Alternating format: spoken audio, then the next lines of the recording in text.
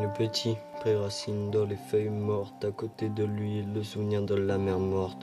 Son père alcoolique voulait qu'elle avorte. Tout seul dans la nuit, cette mémoire le réconforte.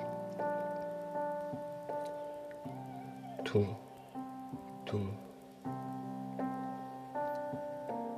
Tout trempé, sale, souillé, tente de se lever, de s'élever contre son père, mais il est si paniqué. Il a peur de tout, enfin tout, sur son passé, qui lui donne la force, le courage, la volonté d'exister. Il a vu son père lui faire chut avec son deuxième doigt. Pas de cris, pas de larmes, des chants de flots, de pourquoi, des questions. Il ne s'en posait pas car à l'époque il ne savait pas. Le petit garçon pleure, chiale à son centième mois devant un gâteau d'anniversaire trouvé par terre dans le tas d'ordures infectes qui sentait le putois et le fennec.